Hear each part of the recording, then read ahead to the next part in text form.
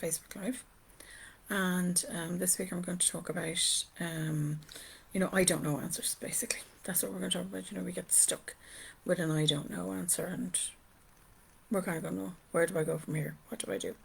But I'm going to actually look at as well, like why this happens, why it can happen. Sometimes it can be just for one particular problem we're faced with, and sometimes then we can actually get stuck in a cycle there. So we're going to have a chat about that now. So let's get on with it. So why might me end up with an I don't know? Like this answer of I just don't know. I don't know what to do with my life.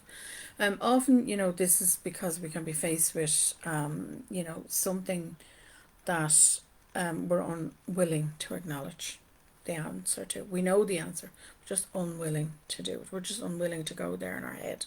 Our mind is protecting us. In other words, we could be, avoiding the answer because, fear is now getting in the way. And the fear of the consequences is actually what we're afraid of.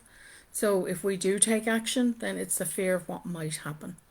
That can be driven by an inner critic. Maybe we don't want to disappoint somebody. The fear that you're feeling could be for a variety of reasons, and all of them are valid to you. Okay, they're very valid, and you have to acknowledge that. Please acknowledge that. Right now, I haven't got an answer, and that's okay.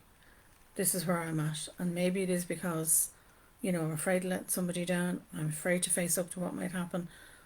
My inner critic is getting in the way. It doesn't matter what it is. Any reason is valid.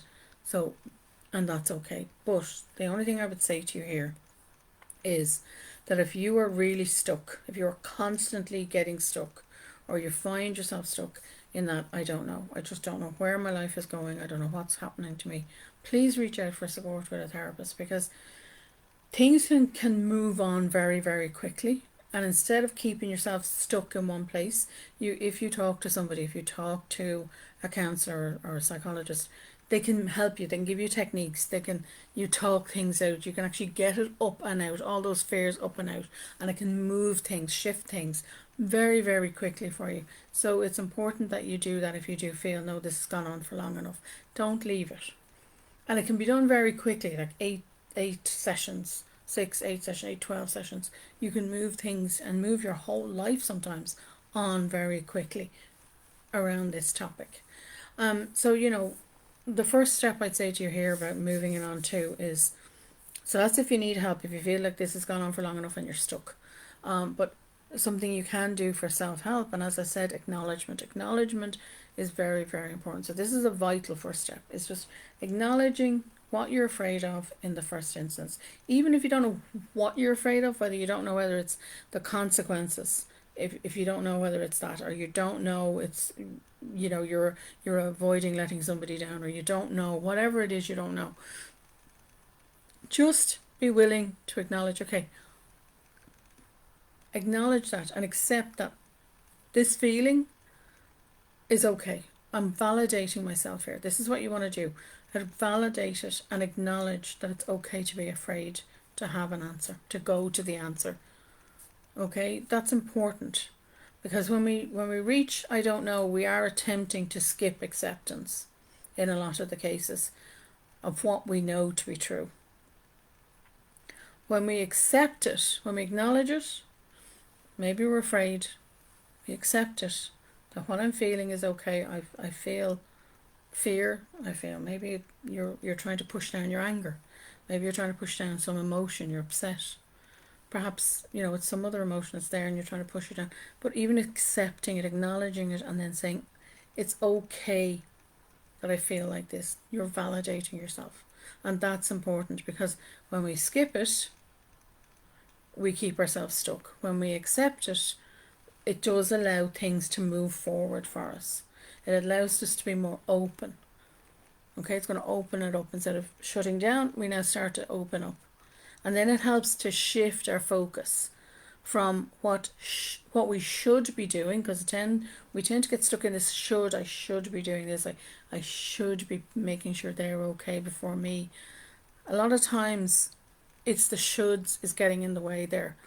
So when we can acknowledge and accept then we can move forward and shift the focus from the I should be doing this to what we really want and what we really need to do for ourselves.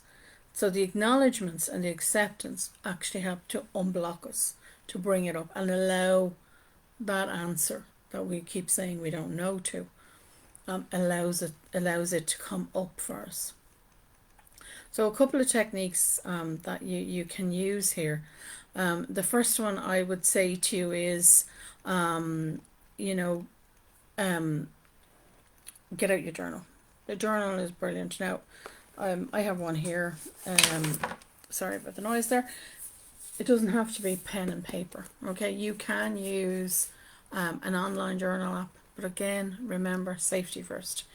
This as well, keep it away, locked away, or keep it somewhere somebody's not going to be looking at it. Even using a Word document, maybe put a lock on the Word document that they have to have a password or something to get into it. So get the journal out and find some quiet time for yourself. And the first thing I'd say to you there is then take a few deep breaths. 3-minute breather is very excellent to do it. It's based on the 7-11 technique. What you're trying to do here is allowing your mind to calm down, engaging the unconscious mind then to come up and allowing you to create the answer, allow that answer to come up for yourself. Then I have a whole load of questions for you that you can actually use. I'm going to read them out, but as always, they are in the blog. But please give yourself time to respond. Okay, it's not an instant answer. It may be, if you're lucky, but sometimes we need to sit down and really ponder what's really going on here. What's at the back of all this for us? So questions would be like, how do you feel when you think about the particular problem or particular question you have and that I don't know answer you're giving yourself? What is it like for you not to know?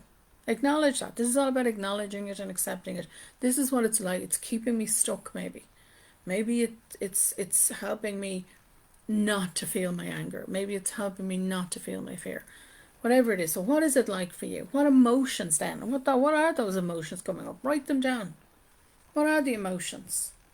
Maybe you're afraid that you won't get an answer. Sometimes that can keep us stuck. You get so caught up in it that we can't get an answer. We have to have an answer. We have to have an answer. And yet we don't have an answer. Sometimes it's okay to say, I don't have the answer. I just don't know. It's okay to say that. So what's that coming up for you? What's that like for you? What thoughts are coming up around those feelings? Do you notice any physical sensations? Is there tension in your shoulder? Do you have pain in your gut? Where are you feeling it in your body? And then there's another section to this in these questions, and then it would be, so let's suppose you secretly did know the answers. You secretly knew what the answer was to that problem, or you secretly knew the solution, or you secretly knew the answer to the question. Is there any answer then that comes up? Is there something, is there something coming from the gut instinct? Is it telling you something? And you keep brushing, no, can't go there, brushing it aside. But if you give yourself time, and this is what I'm saying, use the breather, use the 3-minute breather to reduce the stress and the anxiety, calm yourself down, and allow then the mind to open up. So is there any answer that does come to mind? And if it is, pops in your head and you're going, yeah, that's it, write it down. You don't have to take any action here. Even if you have the answer, you don't have to take action. And then, if you did have the answer, then what would happen if you took that course of action? If you made that decision and did it? And again, I would include, how would you be thinking? What any emotions you think you might happen, any behaviors, and that's around you. But you also, have to think about, well, how would others react? How would others think? What might they think? And then look at a question that would say, would this be a reasonable and realistic action for me to take? So would it be reasonable and would it be realistic for me to take this action? Or what others, what others might do or say, are they the reason that you're being held back from taking this course of action? You have to question it here. Question it. All you're doing is questioning it. That's all you're doing with this. So when you look, what we're trying to do is we're trying to look beyond the I don't know. We're looking beyond the, to acknowledge that, what am I avoiding? We're trying to acknowledge that what we're avoiding. And again, I'm going to emphasize this. Even if you find the answer, you still don't have to do anything about it. Sometimes when we just acknowledge that even if I do know, I secretly know that answer, I know exactly what I need to do here. It doesn't mean I have to act on it. Not yet. I'm not ready. And that's okay. It's okay to do that. And that, when we say that to ourselves, even acknowledging it and saying, I don't have to take that action yet. I'll do it, maybe take a smaller step before I'll take that action. Maybe I need to reach out for support before I can take that action. This can take some of the fear out of it and allow the answer to come up. Now, as I said, it does take time. It does take a little bit of patience. You need to be kind to yourself and compassionate and understanding, towards yourself. So think about, how would you treat a friend in this situation if they hadn't got the answer that they were seeking, if they didn't have a solution to the problem that they were facing? So think about, where could I go for support? Who could I reach out to? My positive supporters are important here. The other thing we have to acknowledge is the answer that you're looking for may not be what you were expecting. But I would always trust my gut instinct, because when you trust your gut instinct, the probable action you need to take is probably the right one for you when we tune in to what's really going on up here, but in here too, our gut reaction in here, and that's important. Some points that are worth remembering here is, you have got the courage to do this. I would say that to you. Give yourself time, as I said, and some patience. We have to remember that we faced things in the past. We have survived. We have learned. And, even though things might not have worked out in the past, they may not have worked out exactly the way you thought they might do, you survived. You still survived. And you had the courage to take the step you needed anyway. We also have to remember that, everyone makes mistakes. And life carries on. We carry on.